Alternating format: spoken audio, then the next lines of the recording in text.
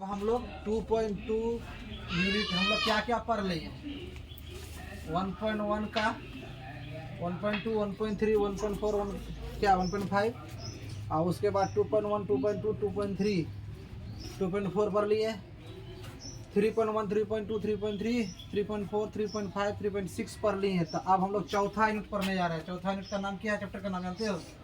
द्विघात समीकरण। चैप्टर का नाम क्या है? द्विघात समीकरण। द्विघात समीकरण किसको कहते हैं? जैसे द्विघात बहुपद पढ़े थे हम लोग ना, क्या पढ़े थे? द्विघात बहुपद पढ़े थे ना। तो द्विघात बहुपद का व्यापक रूप क्या था? ax² + bx + c। इसी व्यापक रूप का इक्वल टू 0 कर दो, बस हो गया। द्विघात समीकरण पढ़ लिया ना। द्विघात बहुपद पढ़ लिया। द्विघात समीकरण द्विघात बहुपद में क्या पढ़े थे हम लोग? ax + bx ax² + bx + c पढ़े थे ना। देखो यहाँ लिए हम लोग परिभाषा। यदि कोई बहुपद ax² + bx + c जहाँ a = कभी नहीं होगा, कभी नहीं होगा क्या? 0 कभी नहीं होगा, द्विघात बहुपद होगा। क्या वो द्विघात बहुपद होगा अगर 0 नहीं होगा? x का मान अगर हम लोग इसी को अगर 0 कर देंगे तो x × x पर क्या आ जाएगा? bx + c। इसका मतलब 0। ये तो द्विघात समीकरण नहीं, द्विघात रेखिक बहुपद हो जाएगा। क्या हो जाएगा? ये रेखिक बहुपद। जिस x के ऊपर में घात दो, जिस चर के ऊपर में घात दो हो, उसी को द्विघात क्या कहते हैं? बहुपद कहते हैं। जहाँ a b c वास्तविक संख्याएं हैं, px = 0 अर्थात ax² + bx + c = 0। मतलब बहुपद इक्वल टू को क्या कर देंगे? बहुपद इक्वल टू क्या कर देंगे? 0। जैसे कर दिए, जैसे बहुपद, कौन सा बहुपद? द्विघात बहुपद इक्वल टू अर्थात 5 किलो हम लोग ये बटखरा बनाते थे मासूम जी सर। बोल रहे, बोलना फिर मना नहीं है, बोल। ठीक है। 1 किलो बटखरा बराबर 1 किलो मूढ़ी, तो बड़का मूढ़ी का बोरा हो जाता है। उसी प्रकार से ये पूरा मूढ़ी बराबर ये जैसे 0 हो जाए वो द्विघात समीकरण हो जाएगा। जैसे x² - 7x + 12 = क्या हो गया? 0। ये भी बराबर क्या हो गया? ये भी बराबर क्या हो गया? ये भी बराबर क्या हो गया? मतलब द्विघात समीकरण इक्वल टू 0 को ही हम लोग क्या कहते हैं? द्विघात समीकरण कहते हैं। क्या हम लोग एक चीज समझ गए कि द्विघात बहुपद का चैप्टर पढ़ लिए हम लोग, वहां शून्यक ज्ञात कर रहे थे। वही शून्यक को इक्वल टू 0 के लिए मूल कहलाएंगे या हल कहलाएंगे। क्या कहलाएंगे? मूल या हल कहलाएंगे। मूल या हल कहलाएंगे। देखो हम लोग का ये टॉपिक क्या है? द्विघात समीकरण के मूल, रूट ऑफ क्वाड्रेटिक इक्वेशन। अब मूल ज्ञात करने हम लोग सीखने जा रहे हैं। बोला है परिभाषा में, यदि दो वास्तविक संख्याएं अल्फा एवं बीटा किसी द्विघात बहुपद, क्या किसी द्विघात बहुपद के शून्यक थे, तो वही अल्फा बीटा किसी द्विघात समीकरण इतना का क्या कहलाएगा? किसी द्विघात समीकरण का क्या कहलाएगा? मूल कहलाएगा। बात वही है। द्विघात समीकरण का ही क्या हो जाएगा? मूल हो जाएगा। और वही चीज वहाँ क्या कहते थे? द्विघात बहुपद में शून्यक कहते थे। क्या कहते थे? शून्यक कहते थे। और वही शून्यक यहाँ क्या कहेंगे? मूल कहेंगे। जैसे हम लोग वो चैप्टर को खत्म किए, इस चैप्टर में आए। अब एक क्वेश्चन है, ax² + 7x + 12 के मूल ज्ञात करें। क्या ज्ञात करने बोला है? मूल।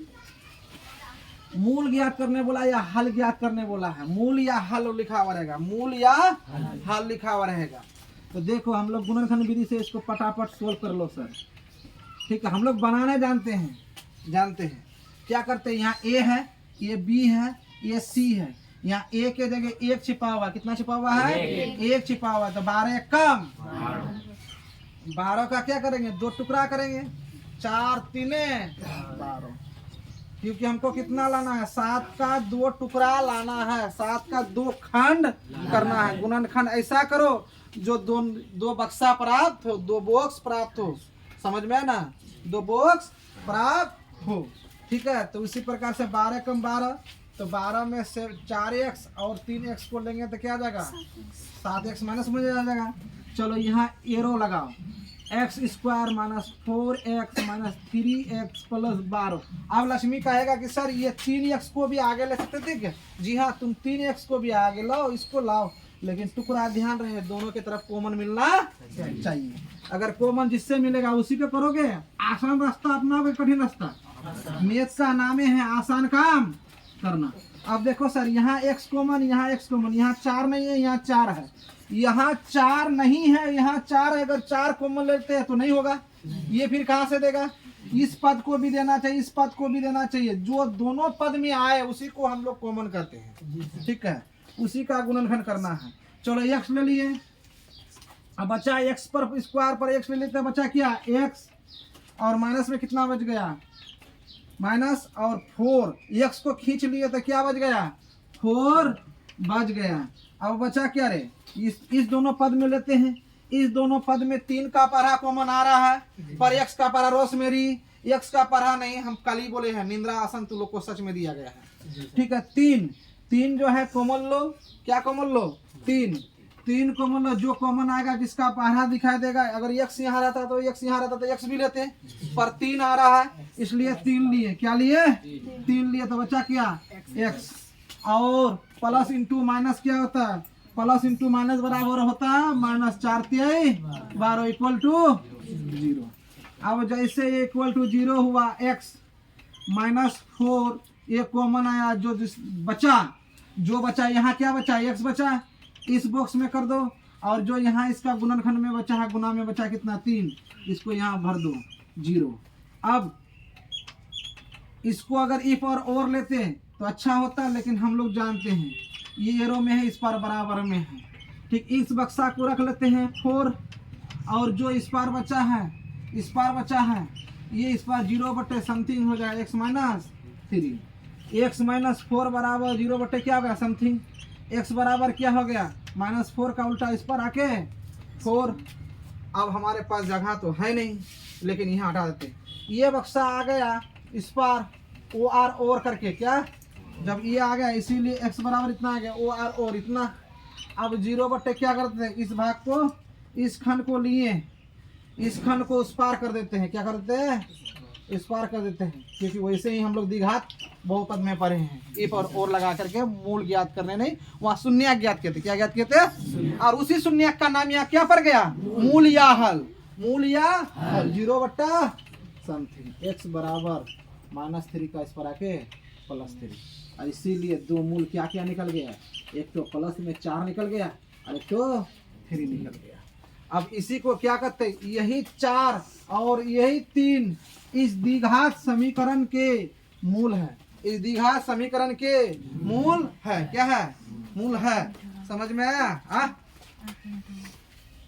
तो मूल है। फिर से जो है हम लोग समझ लेते, एक बार समझ में आया ना, एक बार समझ ले। हम लोग क्वेश्चन क्या बोला था, x² -7x + 12 = 0 के मूल ज्ञात करे या हल ज्ञात करे। ये क्या है, ये पद किसमें था, ये पद था द्विघात समीकरण में था। बहुपद =0 है तो कैसे बहुपद होगा, द्विघात बहुपद =0 को द्विघात समीकरण कहते हैं, और द्विघात बहुपद में जो शून्यक था ये यहाँ क्या कहलाएंगे, मूल कहलाएंगे, क्या कहलाएंगे मूल। ये ना परिभाषा में बोला, यदि दो वास्तविक संख्याएं अल्फा एवं बीटा, अल्फा पहला ठो अल्फा का मान है और दूसरा ठो बीटा का नाम है, किसी द्विघात बहुपद x² + bx + ck + cx के शून्यक अगर हो तो अल्फा एवं बीटा किसी द्विघात समीकरण a² + bx + c = 0 का मूल होगा। क्या होगा, मूल कहा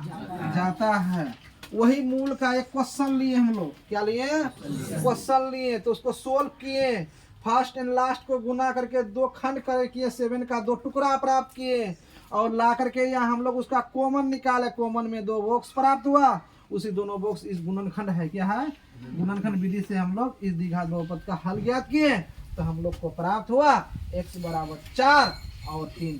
यही द्विघात समीकरण के क्या कहलाते हैं, मूल कहलाते, क्या कहलाते हैं मूल कहलाते। चलो उतार लो, मूल तक अगर समझ में आएगा तब द्विघात समीकरण के हम लोग प्रकार पढ़ेंगे, क्या पढ़ेंगे प्रकार।